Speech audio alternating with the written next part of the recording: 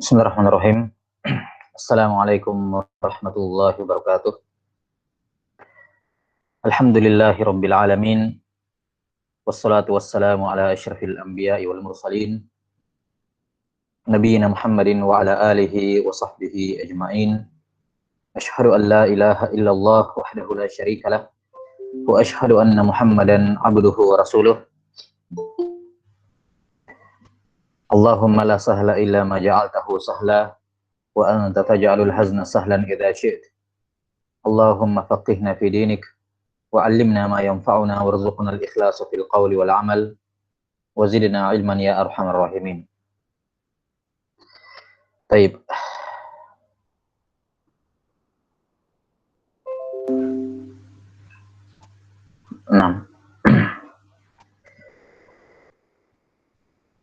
Nuwasil, kita lanjutkan penjelasan dari kitab Tadhkiratus Sami' wal Mutakallim karya Al-Qadhi Muhammad ibn Ibrahim ibn Jama'ah Asy-Syafi'i rahimahullahu ta'ala al-mutawaffa sanah 33 ba'da 700 yang wafat tahun 733 Hijriah. Masih dalam bab atau fasal tentang adab seorang pengajar, adab seseorang kepada dirinya, adab seorang pengajar kepada dirinya, ya, dan tentunya ini juga dibutuhkan oleh setiap pelajar sebelum kelak dia nanti menjadi pengajar. Dia harus memperhatikan baik-baik adab ini, dan sedini mungkin dia harus menerapkan adab ini kepada dirinya, karena kapan dia mau menerapkan adab ini kepada dirinya setelah dia mengajar, maka terkadang hal tersebut agak berat, ya, dan memiliki awaiq, hal-hal yang bisa menghalanginya, ya. Dan terakhir kita sudah sampai pada adab yang keempat, ya, pada adab yang keempat yang harus diperhatikan seorang pengajar, ya, berkenaan dengan dirinya. Qala rahimahullahu ta'ala al-khamis, adab yang kelima, ayatanazzaha an dani'il makasibi wa radhiliha taba'a wa an makruhiha 'adatan wa syar'a.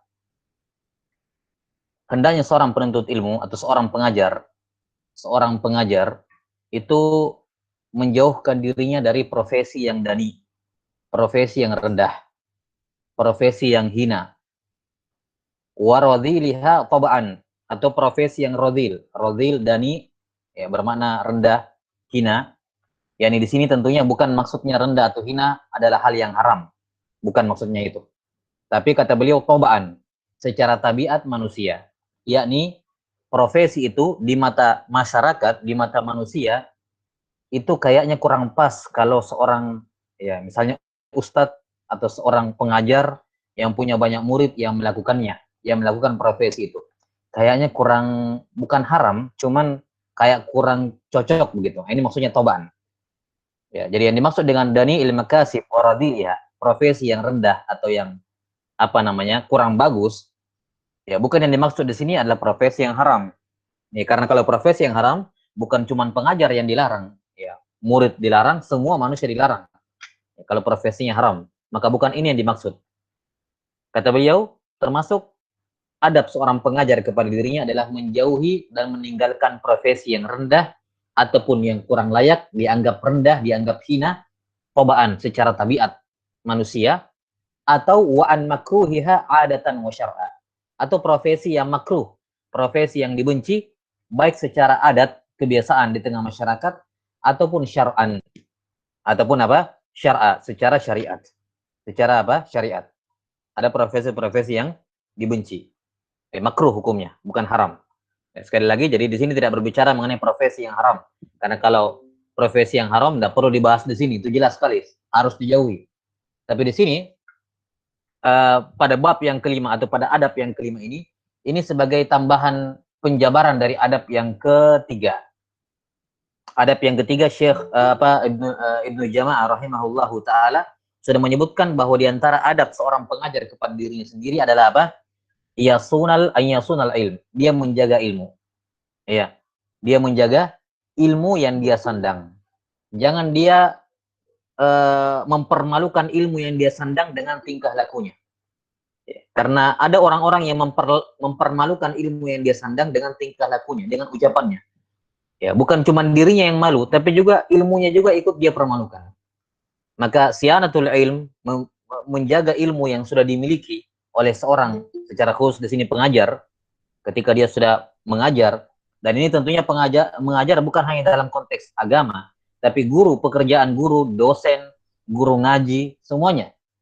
Ya, ketika seorang guru, dosen, guru ngaji, ya, atau apapun bentuknya yang sifatnya mengajarkan, mentransfer ilmu kepada orang lain, itu adalah profesi yang dimuliakan. Mereka dimuliakan di tengah masyarakat karena ilmu yang mereka sandang. Maka jangan dia merendahkan ilmu yang dia, apa namanya, yakni ilmu agama tentunya. Sekali lagi kita berbicara mengenai ilmu agama, baik dalam konteks dia pengajar di formal maupun non formal misalnya. Ala kulli hal, jangan dia merendahkan ilmu agama yang dia miliki, yang diajarkan kepada orang lain dengan sesuatu perbuatan, ucapan, tindakan yang ya bisa membuat orang menganggap dia nggak layak seperti itu. Itu menghinakan ilmunya. Sudah berlalu kemarin, ya, di adab yang keempat adalah di antara bentuk tidak memuliakan ilmu, bahkan merendahkan ilmu adalah, ya, dalam tanda kutip, menjual ilmu kepada orang-orang yang berduit. Ya, merendahkan ilmu di hadapan orang-orang yang punya harta. Ya, menghinakan ilmu tersebut di hadapan orang yang punya harta. Apa yang dimaui sama orang yang berharta diikuti. Ya, diituin. Ini merendahkan ilmu. Ilmu tidak layak disandingkan dengan dunia, dan ilmu tidak layak untuk diatur dan diperbudak oleh dunia. Seorang, ya, ketika dia terjun dalam medan dakwah, maka permintaan tolongnya hanya kepada Allah Subhanahu wa taala, tidak kepada orang-orang yang berharta. Sebagaimana sudah disebutkan pada yang keempat. Kemudian di sini al-khamis, ini juga termasuk tambahan penjelasan bahwa di antara bentuk seorang memuliakan ilmu bagi seorang pengajar, jangan dia pilih profesi yang secara tabiat manusia itu, ada profesi-profesi kan yang kalau kita sebagai manusia, aduh, kayak nggak pas, nggak ini ya profesinya. Bukan haram, bukan haram. Atau secara adat kebiasaan masyarakat, ini profesi yang dianggap, sekali lagi anggapannya ini mengarah kepada seorang guru guru yang mengajarkan agama, anggapannya ke situ. Ya, ini kurang layak dia melakukannya. Atau mungkin secara syar'an. Kemudian beliau memberikan contoh seperti kal hijama, seperti bekam. Ya, seperti apa? Bekam. Ma'ruf, beberapa hadis dari Nabi Shallallahu Alaihi Wasallam yang mencela, ya, upah berbekam. Dan warid juga dari Nabi Shallallahu Alaihi Wasallam beliau memberikan upah bekam. Dari sini sebagian ulama, dan ini yang nampak dari pendapat Ibnu Mulakin, pendapat dari Ibnu Jamaah rahimahullah, beliau menganggap mengompromikan dalil-dalil yang membolehkan dan yang melarang, ya, diambil jalan tengah, yaitu makruh.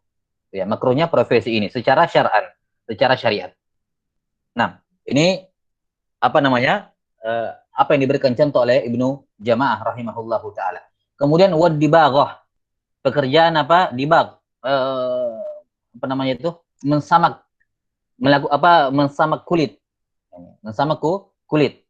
wasorf. Asorf itu kalau sekarang money changer, uang dengan uang, mata uang dengan mata uang. Ya, wasyagah, asyagah ini tukang emas, Nah, tukang emas. Nah, ini di sini disebutkan contoh, ini terlepas dari ini, ya. Yang jelas di sini urfnya, ini kemungkinan urf masyarakat di tempat beliau, di Ibnu Jamaah rahimahullahu taala, di masa itu abad ke-8 Hijriah. Beliau wafatkan 733 Hijriah. Berarti ulama abad ke-8 Hijriah. Ya, di tempat beliau pada abad ke-8 Hijriah, ini profesi-profesi yang dipandang masyarakat, ya, nggak layak dilakukan oleh seorang pengajar di urf mereka. Makanya di sini penyebutan profesi ini bukan pembatasan. Ya. Bukan pembatasan. Jelas, ya. Kecuali kalau kayak al-hijama, memang ada itu pembahasan khilaf dalam kalangan para ulama, apa hukum menerima upah bekam. Memang ada khilaf dalam masalah ini, dan Ibnu Qudamah memilih pendapat, Ibnu Jamaah rahimahullah memilih pendapat mengambil jalan tengah, yakni ada dalil-dalil yang melarang mengambil, dan ada dalil yang menunjukkan Nabi SAW memberikan bayaran, maka beliau mengambil jalan tengah. Dan ini pendapat dari sebagian ulama yang mengatakan hukumnya makruh, yakni halal tapi makruh. Nah, maka ini beliau memberikan contoh sebagai profesi yang dimakruhkan. Kemudian termasuk juga dalam hal ini adalah ruqyah. Ya, menjadi tukang ruqyah. Ini profesi yang tidak layak Ya. Profesi yang tidak layak oleh seorang pengajar. Yani dia seorang yang mengajarkan ilmu, kemudian dia menghabiskan waktunya berkeliling. Ya, santrinya terlantar, yang mau diajar terlantar karena dia terlalu banyak mengurusi orang. Ya, di antara kisah yang diceritakan oleh sering diceritakan oleh Ustaz Abdul Qarnain hafizahullah taala dari Syekh Mukbil rahimahullah bahwa apa namanya, di Yaman dulu ada seorang santri yang dia bagus lah gitu. Ya, dia seorang yang memiliki pengetahuan, yakni dia memiliki hafalan. Ya, namun kemudian untuk pertama kalinya dia keluar apa namanya, diminta untuk meruqyah keluar. Kemudian karena alhamdulillah ya berhasil diusir jinnya, setannya, sudah diketahui lah, satu dua orang sudah tahu. Kali kedua nanti ada yang kerasukan, dipanggil lagi, sudah. Nah, itu masih sifatnya tabarruk, yakni sifatnya tidak menerima upah gitu, sekedar untuk membantu orang yang kesurupan. Ya. Lama kelamaan semakin banyak kasus ditangani, semakin terkenal, semakin banyak yang kenal. Akhirnya apa? Sudah sangat sedikit waktunya di pondok, ya belajar, kebanyakannya keluar. Apalagi setelah bersentuhan dengan namanya upah dari rukyah. Ya. Kita tidak mengatakan itu perkara yang haram, tapi ini pembahasan adab seorang pengajar kepada dirinya. Ya, adab seorang pengajar kepada dirinya. Ya, maka bukan seorang pengajar itu duduk mengajar, ya, bukan keliling kemana-mana, itu kurang layak. Ya, makanya di sini kan dikatakan apa? Hendaknya dia menjauhi profesi yang kurang layak dipandang oleh seorang ini, ya, oleh seorang yang oleh masyarakat memandang itu hal yang kurang bagus kalau dia pengajar ini tapi keliling kemana-mana. Ya. Bekam kan darahnya orang itu loh. Kurang gimana seorang pengajar? Kita tidak berbicara mengenai mungkin orang biasa gitu atau orang yang alhamdulillah dia memang terjun di bidang itu. Oke, yang terjun di bidang itu silakan fokus ke situ. Ya, tapi kalau engkau menjadi seorang pengajar, ya, ada yang saya sudah sering sebutkan di pembahasan-pembahasan adab, apa namanya, standarisasi. Ya. Standarisasi seorang pengajar itu di atas rata-rata dari keumuman. Seorang pengajar jangan cuma melihat yang penting kan mubah, yang penting kan boleh. Enggak. Dia punya standarisasi yang lebih tinggi dibandingkan masyarakat awam. Ya. Nah, kata beliau di sini seperti dibal, mengambil kulit kemudian bersihkan macam-macam. Kadang pakai kotoran binatang, ya kotoran burung, ya atau kadang ini profesi dianggap kurang layak oleh seorang kalau dimiliki oleh seorang pengajar di masanya di abad ke-8 Hijriah. As-sarf, tukar menukar uang. Ini ya seorang pengajar tapi sibuk dengan harta gitu. Ya bukan hartanya dia sih, tapi kan profesinya seperti itu, tukar menukar uang. Padahal dia seorang pengajar. Ya, asyagah, ya, tukang emas. Ya, ini menafikan, ini sudah disebutkan di pembahasan yang keempat kemarin, kapan seorang penuntut ilmu atau pengajar tersentuh dengan dunia, itu perkara yang berbahaya. Itu perkara yang berbahaya. Ya. Ada sepersekian orang yang bisa lolos dari ujian itu, tapi banyak yang tidak lolos dari ujian itu ketika tersentuh oleh harta. Kita sudah sebutkan kalau Nabi SAW saja berkata kepada para sahabat, manusia yang paling mulia setelah para nabi, beliau bersabda tentang sahabat, wallahi mal faqra akhsha alaikum walakin akhsha alaikum an tubsata alaikum dunya. Bukan kemiskinan yang saya khawatirkan membinasakan kalian, tapi yang saya khawatirkan kalian disentuh oleh dunia. Iya, terbuka padanya pintu dunia. Ini kekhawatiran beliau kepada para sahabat, apalagi cuma manusia biasa. Ya, yang dari pondok makannya pas-pasan, ya, kadang cuma makan 2 kali sehari, kadang tidak pakai lauk, ya, tidurnya kurang, pakaiannya begini, tiba-tiba setelah jadi pengajar datang harta dalam jumlah yang banyak. Ya, siapa yang bisa menjamin dirinya tidak menghinakan ilmunya? Maka di sini disebutkan profesi sarf, money changer, asyagha, ini pandai yang emas ini, tukang emas, ya apakah dalam bentuk membuatnya, merangkainya, atau jual beli emasnya, ya walaupun siaga lebih lebih lebih konotasinya ke arah membuat, ya merubah dari emas emas yang 24 karat dirubah jadi bentuk perhiasan misalnya. Nah, itu siaga. Dan di sini tentunya percontohannya ya apa ya yang disebutkan sekedar percontohan. Dan karena ini kembali kepada masalah tabiat, kembali kepada adat dan kembali kepada syariat. Kalau syariat jelas tidak berubah hukum. Dari dulu sampai sekarang hukum syariat sama. Apa yang dikatakan oleh para ulama abad terdahulu di zaman sahabat makruh ya sampai sekarang tetap makruh kan begitu.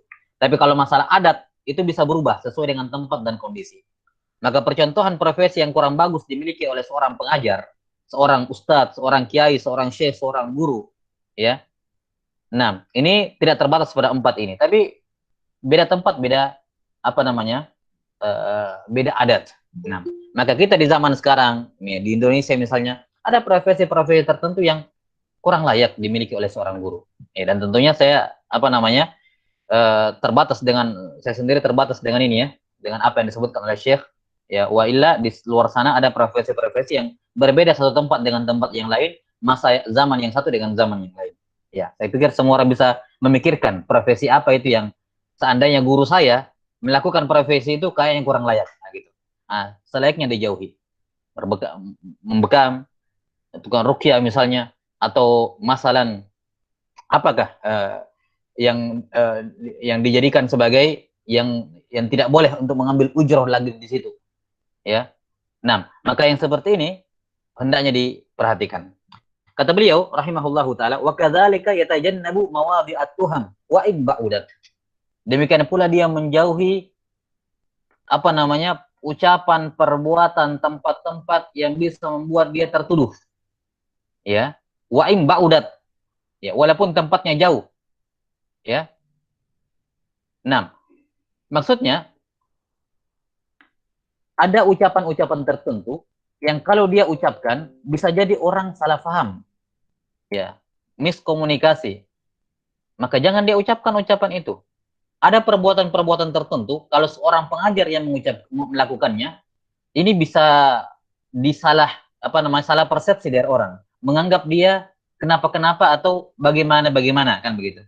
Dan ada juga tempat-tempat tertentu yang dia tidak layak ada di situ. Kalau ada seorang pengajar kedapatan di tempat itu nongkrong, kedapatan di tempat itu, walaupun mungkin sekedar lewat, bisa dipikir macam-macam. Itu maksudnya di sini. Ya, lihat bagaimana Ibnu Jamaah rahimahullah betul-betul mengharapkan agar seorang pengajar itu memiliki standarisasi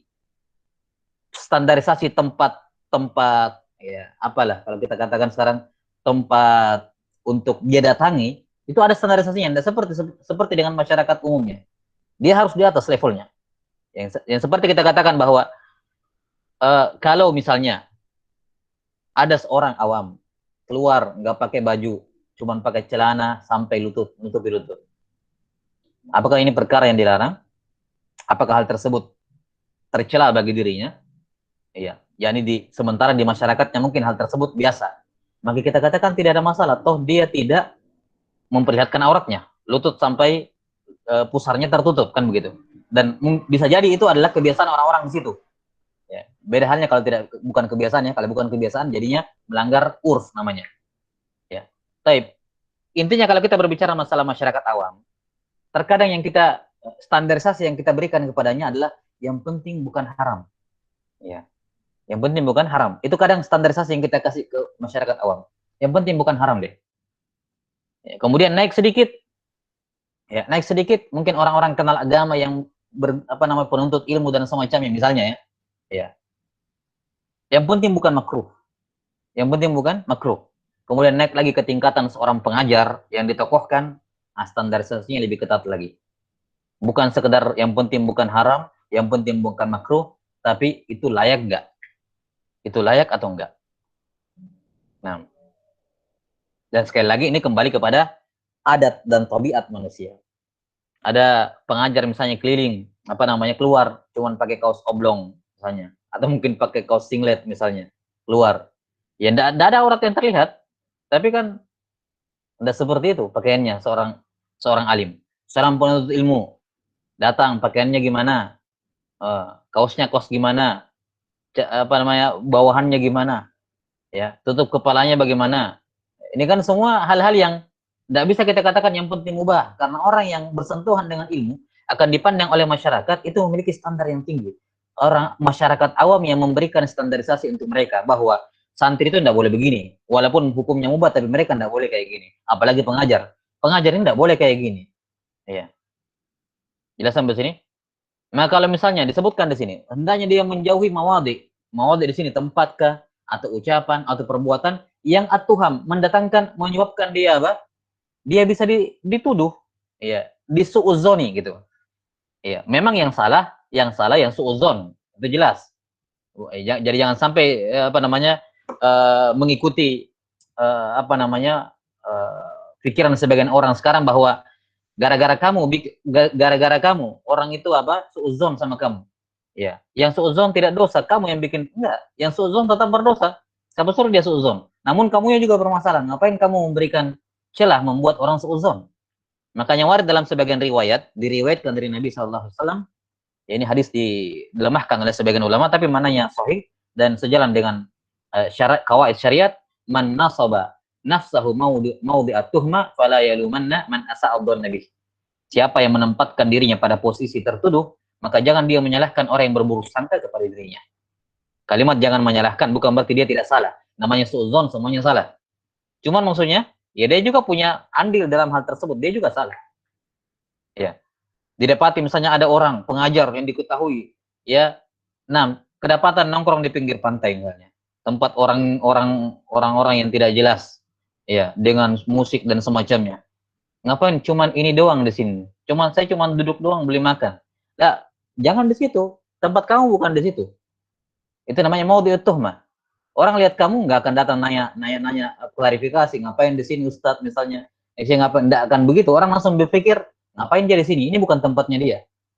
Dia punya standarisasi tempat dalam tanda kutip tempat nongkrong dalam tanda kutip yang selayaknya bagi dirinya. Beda, nggak bisa yang penting boleh gitu, nggak ada seperti itu.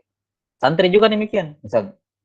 Ya, seorang santri, ya, apalagi kalau dia sudah mengajar misalnya, ya ada standarisasi yang selayaknya tempat-tempat yang tidak boleh didatangi, walaupun pada dasarnya tempat itu mubah untuk didatangi. Mubah untuk didatangi. Kemudian masalah ucapan juga demikian. Ada ucapan-ucapan yang tidak selayaknya. Mungkin kalau masyarakat awam mengucapkan, oke lah ucapan, gitu. Ucapan, ya. Nah, bergurau, bercanda. Tapi bagi seorang pengajar, terlalu sering dan terlalu banyak itu, tidak layak bagi dirinya. Tidak layak bagi dirinya. Nah, ataukah sebuah perbuatan, ya. Sebuah apa? Sebuah perbuatan nggak layak, ya, ya kan? Ya, Ustadz jadi komedian misalnya, kan nggak layak. Gitu.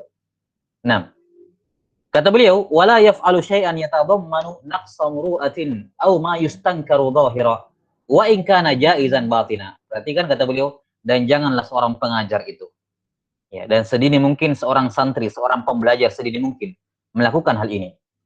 Janganlah dia melakukan syai'an apapun yang perbuatan tersebut mengandung naqsa muru'ah yang bisa mengurangi marwahnya dia, bisa merendahkan marwahnya dia, mencoreng nama baiknya. Au ma yustankaru dhahira, atau yang secara zahir akan diingkari oleh orang-orang, wa in kana jaizan batina, walaupun secara batin itu hal tersebut dibolehkan. Kenapa? Fa innahu yu'aridu nafsahu lituhmah. Karena dia akan mempertaruhkan nama baiknya, ya, mempertaruhkan nama baiknya untuk dituduh. Wa irduhu lil waqi'ah, mempertaruhkan kehormatannya untuk dilanggar. Wa yuqi'an nasa fi dzununil makruhah wa ta'simil waqi'ah, dan akan membuat orang lain terjatuh dalam sangkaan-sangkaan buruk yang dibenci, dan apa namanya terjatuh dalam dosa karena menceritakan tentang dirinya, yakni ghibah. Ya. Sekali lagi ini tidak melegalkan suuzonnya orang, tidak melegalkan juga ghibahnya dia. Tapi ya mereka melakukan itu gara-gara kamu juga. Tapi itu tidak menjadi legal. Ya kan begitu. Seperti yang dipahami oleh sebagian orang. Ya, saya begini karena dia sendiri yang lakukan. Lah enggak. Dia lakukan, dia salah, kamu lakukan, kamu juga salah. Nah, jadi jangan dia lakukan hal tersebut. Ya. Apa-apa yang bisa mengurangi merendahkan atau mengurangi marwah dia, nama baiknya, kehormatannya, ya, di tengah masyarakat. Ya, hal-hal yang diingkari secara zahir walaupun mungkin itu secara batin boleh. Ya. Misalnya hal-hal yang misalnya ada suatu makanan atau minuman yang misalnya ada perbedaan halal atau haramnya, ya, boleh tidak bolehnya dikonsumsi. Kemudian yang masyhur berkembang di pendapat di masyarakat situ adalah tidak bolehnya. Dia datang pergi konsumsi di depan publik. Ya itu jelas dia akan tertuduh. Tidak bisa dia mengatakan lah, ini pendapat ini khilaf dan saya pilih halal. Boleh, silakan kamu lakukan, tapi jangan di depan publik. Di depan publik pendapatnya nggak seperti itu. Itu membuat marwah kamu tercoreng. Ini yang dikatakan tadi mayustangkaru dhahira wa in kana jaizan batina. Yani perbuatan yang kalau dilakukan secara zahir akan diingkari, tapi kalau dikerjakan sembunyi-sembunyi tidak ada masalah karena memang hal tersebut mungkin pada dasarnya boleh, tapi di hadapan orang nggak boleh. Ya, dia jauh hal tersebut. Karena ini tadi, selain hal tersebut bisa membuat orang membicarakan dirinya, melanggar marwahnya, melanggar nama baiknya, itu juga terkadang ya, bisa menyebabkan perpecahan. Bisa menyebabkan perpecahan. Dan menjaga persatuan itu lebih utama dibandingkan apa namanya? Dibandingkan mengamalkan pendapat pribadi. Ya. Menjaga persatuan itu lebih utama dibandingkan mengamalkan pendapat pribadi. Ya, sebagaimana dikatakan oleh Syekh Islam Ibnu Taimiyah rahimahullahu taala. Maka demikian pula dalam pembahasan fikih, dalam pembahasan ibadah atau yang semacamnya. Ketika di suatu tempat, ya, ketika di suatu tempat yang dipegang oleh masyarakat adalah suatu pendapat tertentu, ya, yang memiliki landasan dari Quran dan Sunnah. Namun menurut dia, si pengajar ini, menurut dia itu pendapat yang lemah. Kemudian dia sengaja dia pergi lakukan terang-terangan lawannya di tengah masyarakat. Ini kan cari masalah. Tidak bisa dia mengatakan, oh ini pendapat saya. Betul itu pendapat Anda, tapi lakukan batinan. Lakukan di rumah. Di luar rumah, di tengah orang, jangan lakukan hal yang menyelisihi mereka. Karena persatuan itu lebih diutamakan dibandingkan pendapat pribadi. Itulah hakikat dari amal jamaah. Makanya kalau sholat jamaah, apa yang dilakukan oleh imam, makmum melakukan. Jangan mentang-mentang pendapat saya pribadi seperti ini, saya tidak mau ikuti imam. Enggak. Dalam amal-amal jamaah semacam itu, pendapat pribadi tidak teranggap. Ya, pendapat pribadi tidak teranggap. Dan ini dari hikmah syariat. Termasuk dari maqasidus syariah adalah apa? Menjaga persatuan. Maka hal-hal yang semacam ini, ya, jangan karena seorang itu senang. Kadang kan begitu. Penyakitnya orang-orang yang baru mengaji itu suka kalau beda dengan orang. Ya, ada kepuasan tersendiri atau kesenangan tersendiri kalau berbeda dengan masyarakat umum kebanyakannya. Ya, ini hal yang tidak bagus. Ini hal yang tidak bagus karena akan menyebabkan dia tertuduh dan sekali lagi bukan dianya tapi ilmunya juga akan terhinakan. Ilmu yang dia sandang akan dipandang miring oleh orang. Ya, kan begitu. Ini ngapain dia seperti ini? Ya. Ajaran sesat lah atau ajaran baru ini. Kenapa? Karena dia melakukan sesuatu yang masyarakat nggak ketahui. Nah, ini termasuk perbuatan yang selayaknya dijauhi oleh seorang pengajar. Jangan karena pokoknya ini pendapat yang rajih menurut saya kemudian saya amalkan tanpa melihat kondisi dan situasi. Ya. Nah, pernah kami diceritakan kasus nyata, ya. Ada sebagian jamaah yang mengulangi sholat Jumat, mengulangi sholat Jumat. Ya. Dikarenakan di khutbah yang kedua si khotibnya tidak ada doa sama sekali dan sudah ma'ruf, ya. Dalam rukun khutbah adalah doa dan dia tidak berdoa sepanjang khutbah. Ya sudah, dia tidak melakukan satu rukun khutbahnya tidak syah, kalau begitu jumatannya juga tidak syah. Itu kan konsekuensi. Dan itu yang dipegang oleh masyarakat Indonesia secara umum. Ya, akhirnya apa? Ngurang sholat Jumat. Gara-gara apa? Si khotibnya kekeh, tidak ada doa di sholat Jumat, misalnya. Ini kan tidak bagus, yang seperti ini. Maka jangan lakukan sesuatu yang naksa marwah, mengurangi marwah kamu sendiri. Hal-hal yang tidak bagus. Hal-hal yang kurang bagus. 6. Atau dia mengucapkan suatu ucapan yang hanya ucapan-ucapan yang hanya dalam tanda kutip mungkin orang yang gaul saja yang mengucapkan. Nah, kalau orang pengajar mengucapkannya layak nggak? Oh, nggak layak. Jangan dia ucapkan hal tersebut. Atau ada perbuatan yang hanya ini yang lakukan. Kalau yang pengajar lakukan layak nggak? Nggak layak. Jangan dilakukan. Bukan masalah yang penting mubah. Masalah hobi juga demikian. Ada hobi-hobi tertentu, sebagaimana profesi. Ada hobi-hobi tertentu seorang pengajar nggak layak memiliki hobi semacam itu. Ya. Maka itu dijauhi kalau dia seorang pengajar. Dan kalau dia seorang pelajar dan dia punya cita-cita mau jadi pengajar nantinya, jauhi sedini mungkin hobi-hobi semacam itu yang membuang-buang waktunya. Ya, pengajar kok keliling gitu kan? Ya, dan seperti itu pengajar. 6. Kata beliau, selanjutnya kata beliau rahimahullah, jadi ini sekedar percontohan tadi, dan tentunya kalau kita mau paparkan banyak contoh, ini akan memakan banyak apa namanya, banyak waktu. Dan saya pikir dari gambaran yang saya sebutkan tadi, mungkin setiap di antara kita akan berpikir satu kasus tertentu yang mengarah ke sana, dan itu kurang bagus. Ya, jadi jangan dia melakukan sesuatu yang kalau dia lakukan marwahnya itu di mata masyarakat jadi turun, jadi rendah, naqs marwahnya. Atau perbuatan yang kalau dia lakukan terang-terangan diingkari, kalau dikerjakan sendiri-sendiri tidak ada masalah. Ya sudah, kerjakan di rumah. Ya. Betapa banyak orang yang kemudian apa? Ya, sholat. Ya, beberapa kasus yang kemudian jamaah ya mengulangi sholatnya hanya gara-gara imamnya tidak mau ngotot, tidak mau baca basmalah. Ya, mungkin dia disirkan. Saya baca tapi disirkan. Tapi kan orang masyarakat awam tidak pandang seperti itu. Pandangnya kamu nggak baca.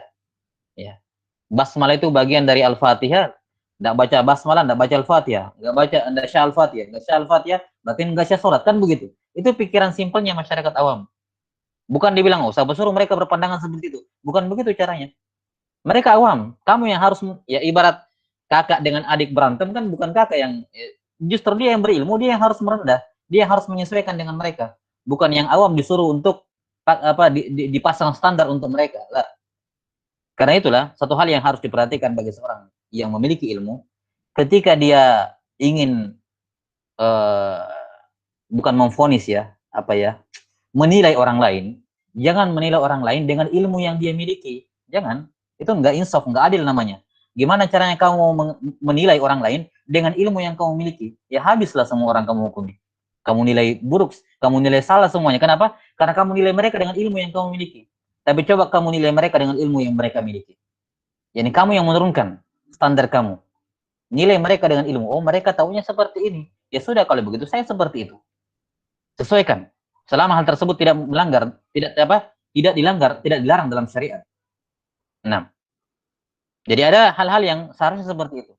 Seorang pengajar ya, ketika berhubungan dengan masyarakat awam secara khusus, nilai mereka dengan ilmu yang mereka miliki. Hukumi mereka berdasarkan ilmu yang mereka miliki. Jangan dengan ilmu yang dia miliki. Pokoknya kan saya tahunya begini. Saya suruh mereka nggak tahu. Mereka akan pilih itu. Nggak seperti itu keadaannya. Itu akan merusak marwah dia di tengah masyarakat.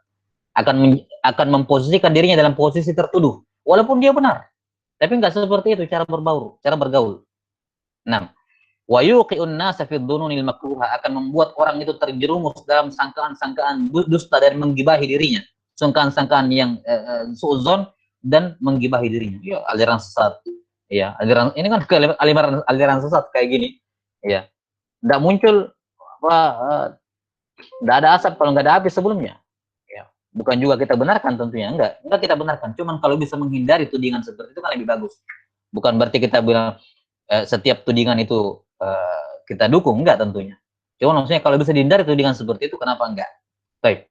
Tsumma qala rahimahullah fa in ittafaqa wuqu'u syai'in min dzalika minhu li hajatin aw nahwiha akhbara man syahadahu bi hukmihi wa bi uzrihi wa maqsudihi.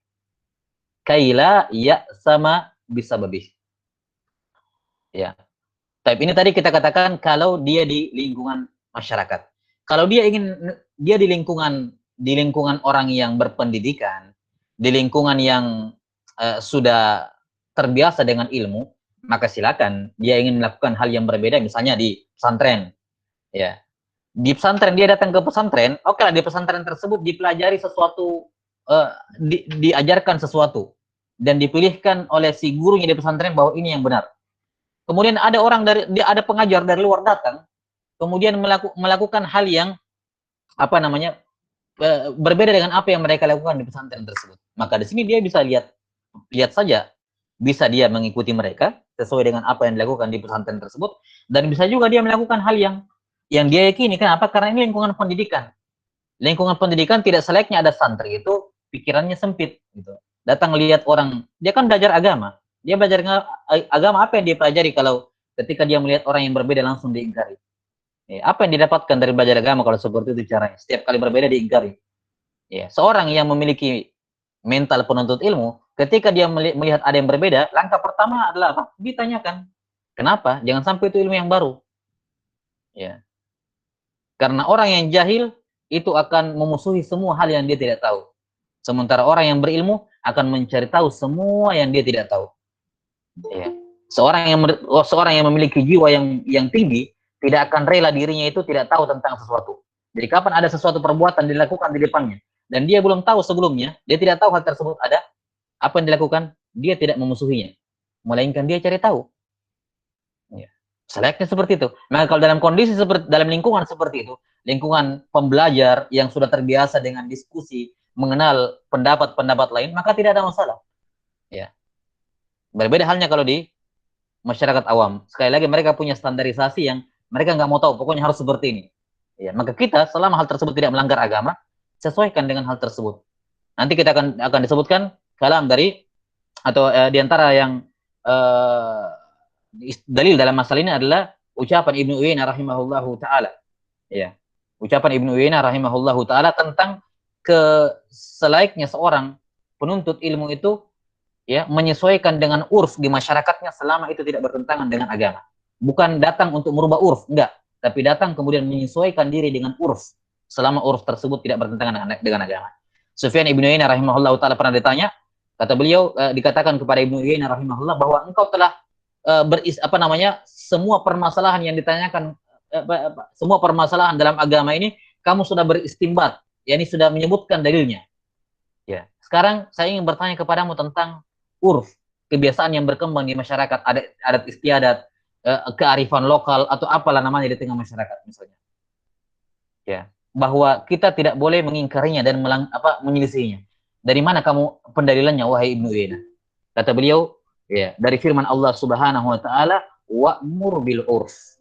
Wa'mur bil urf. Wahai Muhammad, perintahkanlah dengan hal yang sesuai dengan urf, yakni kebiasaan di tengah masyarakat. Jangan selisih. Maka urf di tengah masyarakat itu seorang pengajar, penuntut ilmu datang untuk menyesuaikan diri dengan urf, bukan datang untuk melabrak dan berubah urf tersebut. Enggak seperti itu. Karena sudah sabit dalam kawaid, salah satu kaidah kawaid kubur dalam Islam, kawaid kubur dalam fikih Islam adalah apa? Al-ada muhakkama, bahwa urf di tengah masyarakat, adat, urf itu bisa dijadikan referensi hukum. Ya, maka Islam dari dulu tidak datang untuk melabrak urf, enggak. Justru ketika hal tersebut tidak melanggar agama, maka Islam mentolerir urf seperti itu. Nah, kata beliau, sekarang menyebutkan bentuk yang kita sebutkan tadi. Nah, sekarang kata beliau, kalau fa'init tafaqawuku syai'in min dzalik. Misalnya, dia sudah berjaga-jaga nih. Nah, saya mau melakukan suatu amalan yang berbeda dengan keumuman nih. Sudah, saya lakukan sembunyi-sembunyi saja, nggak usah terang-terangan. Nggak usah pamer-pamer, saya beda dengan mereka. Nggak perlu, apa gunanya? Ya, saya beda dengan mereka terus saya pertontonkan, kan nggak ada gunanya.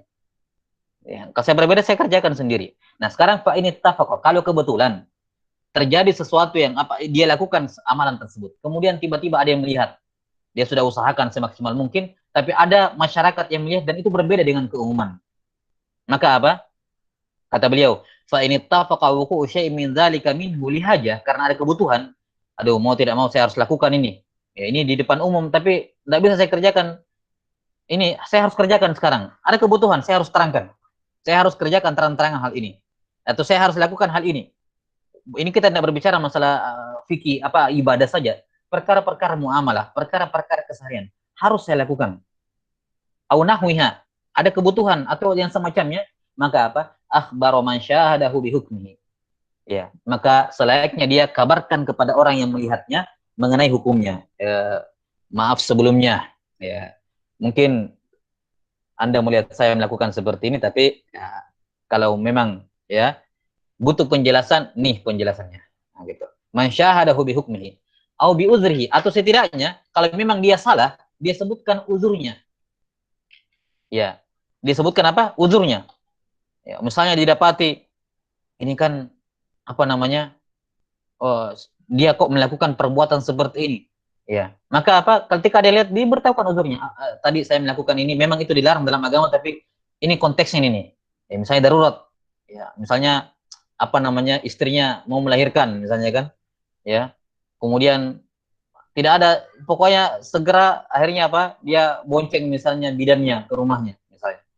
Ya. Maka yang seperti ini konteksnya, ketika ada orang lihat, ya dia berikan uzur bahwa sudah tidak ada opsi lain dan ini betul-betul darurat gitu, misalnya. Dia berikan uzurnya atau semacam hal-hal yang lain, ya hal-hal yang lain.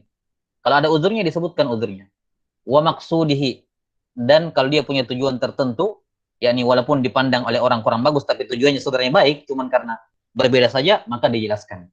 Kaila ya sama bisa babihi, agar orang yang melihatnya itu tidak berdosa karena suudzon kepada dirinya, au yanfura anhu, atau agar orang itu tidak jauh meninggalkan, tidak meninggalkan dirinya.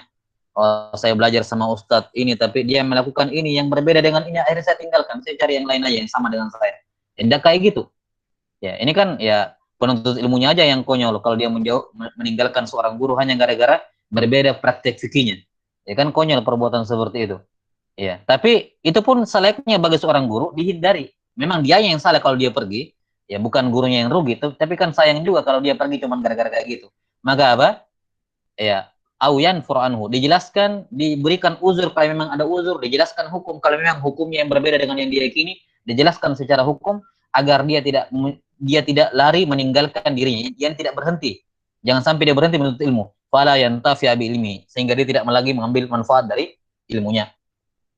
Wal yastafida dzalikal jahil bihi, atau kalau dia menjelaskan bisa jadi orang yang tidak tahu bisa mengambil, oh ternyata begitu ya selama ini. Kan begitu. Dan ini hal yang musyahadah.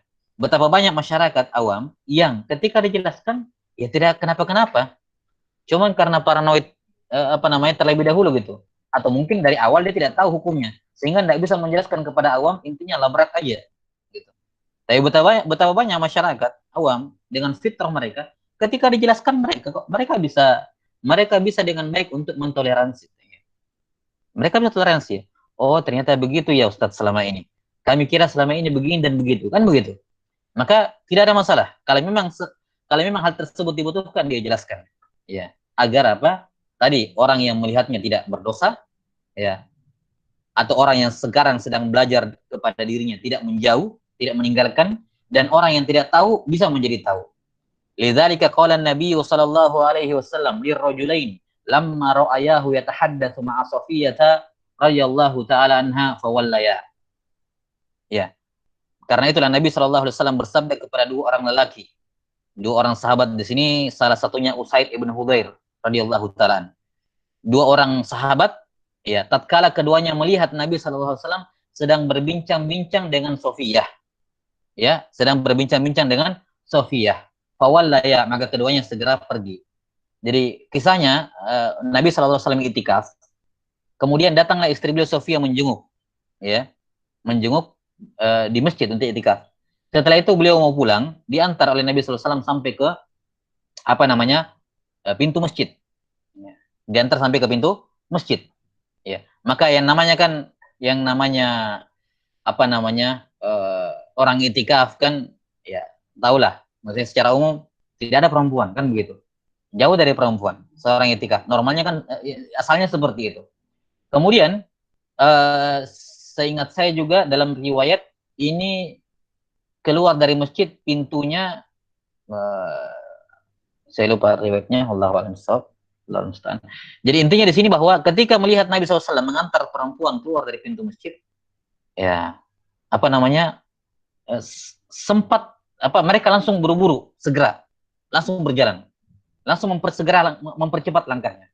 Melihat hal tersebut, melihat Nabi SAW tatkala melihat dua orang sahabat itu awalnya jalan perlahan, jalan biasa, kemudian tiba-tiba melihat Nabi dengan perempuan, langsung mereka jalan cepat, ya. Maka langsung beliau mengatakan, ala rislikuma innaha Sofia. Kalian santai jalannya, ya. Jangan terburu-buru. Ini Sofia. Ya, ini istri saya, bukan siapa-siapa. Dan ini perhatikan, ini dari apa namanya, kasih sayangnya Nabi SAW kepada dua orang sahabat ini. Ini termasuk hadis yang menunjukkan besarnya kasih sayang Nabi SAW kepada dua orang sahabat ini. Hanya dari kalimat apa? Ala rislikuma innaha Sofia. Pelan-pelanlah kalian berdua, ini adalah Sofia, bukan perempuan, bukan siapa-siapa. Sofia istri saya. Ya, jelas ya. Kemudian dalam riwayat lain dikatakan subhanallah ya Rasulullah. Keduanya mengatakan apa? Subhanallah ya Rasulullah. Kemudian beliau bersabda inna syaitana. Disebutkan di sini semua qal inna syaitana yajri min ibni adam majrad dam. Fa khiftu an yaqdhifa fi qulubikum syai'an. Ya, dalam riwayat lain syarra faruya fatahlaka waruya fatahlaka. Sesungguhnya setan itu berjalan atau mengalir dalam tubuh anak Adam dengan mengalirnya darah, mengikuti darah. Maka saya khawatir setan akan melemparkan ke dalam hati kalian berdua syai'an, sesuatu. Dalam riwayat lain syarron, melemparkan keburukan dalam hati kalian. Waruya fatahlaka. Dalam riwayat lain ada tambahan fatahlaka, lantas membuat kalian berdua binasa. Apa maksudnya begini? Apa maksudnya kalian akan binasa atau dilemparkan sesuatu atau keburukan dalam hati kalian? Maksudnya, ini dijelaskan oleh para ulama menunjukkan bagaimana kasih sayangnya dan kasihannya Nabi SAW kepada umatnya. Yani dua orang sahabat ini, perhatikan, dua orang sahabat ini ketika melihat Nabi SAW keluar dari pintu masjid dan sahabat tahu beliau itikaf dan pada dasarnya kalau itikaf tidak ada perempuan kan begitu. Tiba-tiba beliau keluar dari pintu dengan seorang perempuan. Tentunya tidak diketahui kan, tertutup wajahnya, tidak ditahu siapa. Ya, seandainya mungkin kelihatan, mereka, oh ini istri Nabi SAW. Tapi kan masalahnya tidak diketahui. Maka, lihat, langsung di stop oleh Nabi SAW, langsung dicegat, dan langsung dibersihkan, langsung diklarifikasi sesegera mungkin. Tidak dibiarkan mereka berpikir macam-macam. Ya, jelas sampai sini? Saya pikir, apa namanya, semua paham ya, maksud berpikir macam-macam itu gimana? Ya, kita tidak perlu menegaskan, ini berkenaan dengan Nabi kita SAW.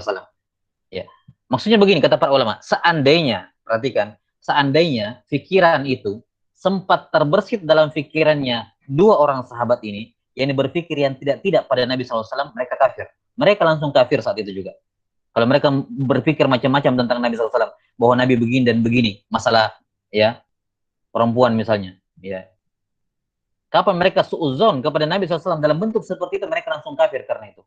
Tidak boleh, ya. Termasuk perkara kekafiran, perkara kemurtadan adalah berpikir macam-macam tentang diri Nabi Sallallahu Alaihi Wasallam. Maka lihat, ketika hal tersebut terjadi, padahal ini yang kita katakan tadi, secara zahir orang mengingkari, tapi secara batin kan tidak ada apa-apa gitu. Ini istri Nabi SAW. Cuman kan yang tahu istri Nabi kan cuma Nabi sendiri. Orang yang lihat kan tidak tahu gitu.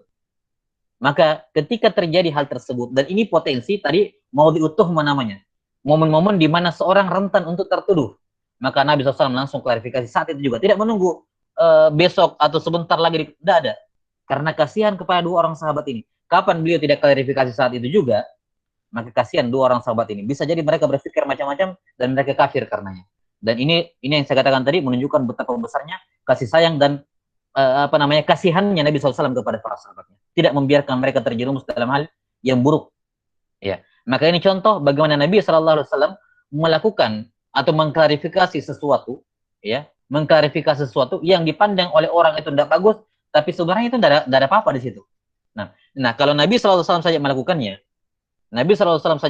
maka selayaknya seorang alim juga melakukannya. Kalaupun kayak tadi, dia sudah usahakan semaksimal mungkin, ternyata ada orang yang tetap mempermasalahkan ataupun yang karena dia sudah sembunyikan atau dia berusaha sembunyikan, tapi karena ada kebutuhan dia harus tampakkan di depan umum suatu perbuatan, suatu amalan, suatu ucapan yang mungkin menurut orang salah padahal menurut dia tidak ada masalah, maka selayaknya dia klarifikasi. Dan itu bukan kehinaan. Nggak perlu dikatakan, ngapain saya klarifikasi misalnya. Ya, itu bukan kehinaan dan kerendahan. Ya, kalau memang hal tersebut dibutuhkan. Ya. Ya, tapi jangan juga jadi ustadz yang sering klarifikasi. Itu kalau sering klarifikasi ada masalah itu. Ngapain sering klarifikasi? Berarti selalu berada pada posisi-posisi yang ya tertuduh gitu. Walaupun bukan dia yang salah, tapi nggak layak seorang alim itu menempatkan dirinya pada posisi-posisi yang bisa disalahpahami oleh orang lain. Nah, inilah poin yang penting diperhatikan oleh seorang pengajar dan setiap pelajar yang kelak akan menjadi seorang pengajar. Dia jaga diri marwahnya dengan baik sedini mungkin. Dia jaga nama baiknya dari profesi, dari hobi yang tidak layak dilakukan secara syariat, secara urf, atau secara tabiat. Ya, disebutkan beberapa contohnya. Kemudian dia jauhkan dirinya dari tempat-tempat, ya, dalam tanda kutip tempat nongkrong misalnya, atau ucapan-ucapan ataupun perbuatan yang secara hukum fikih halal, boleh, jaiz, tapi di mata masyarakat itu tidak layak. Itu adalah itu tidak layak. Untuk orang kayak kamu tidak boleh kau kayak gitu. Nah, untuk orang dengan profesi guru seperti kamu, dosen seperti kamu, guru ngaji kayak kamu, nggak layak kamu seperti itu. Jangan bilang yang penting mubah, nggak kayak gitu. Tinggalkan. Ya. Kamu punya standarisasi yang lebih tinggi daripada sekedar mubah. Ya. Jadi seorang pengajar itu harus punya idealisme yang lebih tinggi. Ya. Nggak masalah dikatakan seorang yang idealis. Lah, sabi. Kalau memang hal tersebut dibutuhkan untuk dia menjaga marwahnya, itu tanggung jawab dia. Bersama dengan ilmu yang dia tanggung, ilmu yang mulia yang dia tanggung, butuh apa namanya? Butuh pengorbanan yang lebih besar dalam tanda kutip kebebasan dia. Tidak semua perkara yang mubah boleh dilakukan. Nah, kemudian termasuk juga di dalamnya hatta dalam pembahasan ibadah. Ketika terjadi khilaf dengan apa yang diyakini dengan apa yang di tengah masyarakat, ya jangan dia sembrono. Ya jangan dia sembrono mentang-mentang ya, di pikirannya yang penting ini pendapat saya, itu pendapat mereka. Ya sudah, beda ya beda. Tidak sesimpel itu masalahnya kalau seorang itu alim. Ya. Apalagi kalau dia ditokohkan. Ya, maka kalau kita lihat rahimahullahu taala Syekh Abdul Aziz bin Baz rahimahullahu taala ya alim yang diklaim oleh semua kelompok sebagai ulamanya. Bagaimana dia bisa menaungi dan mengayom semua kaum muslimin dari lintas apa namanya komunitas ya dan lintas beliau Syekh bin Baz rahimahullahu taala. Sosok ulama rabbani yang apa namanya di satu sisi tidak mengorbankan apa namanya akidah, tidak mengorbankan perkara-perkara yang prinsipil dalam Islam hanya untuk menyuruh mereka bersatu dan ngumpul semua jadi satu, tapi di sisi lain beliau tidak menjadi sebab perpecahan di tengah-tengah kaum muslimin, sehingga beliau diakui sebagai ulama oleh seluruh kaum muslimin dari komunitas dakwah manapun dia. Tidak ada yang mengingkarinya kecuali orang-orang yang mukabir, orang-orang yang bersombong saja. Ya, nah, rahimahullahu taala rahmatan wasi'ah. Tapi saya kira sampai sini dulu apa namanya poin yang kelima ini. Insyaallah taala adab berikutnya, adab seorang pengajar terhadap dirinya pada poin yang keenam kita akan jelaskan pada pertemuan pekan depan. Wal ilmu indallah. Taib, sebagaimana biasa saya tutup majelis dulu. Saya mau matikan rekaman, kemudian kita jawab pertanyaan. Nah, naktabi bihadzal qadar wal ilmu indallah. Nas'alullah ta'ala yu'allimana mimma yanfa'una wa ayyanfa'ana bima 'allamana. Innahu waliyyu dzalika wal qadiru 'alaih.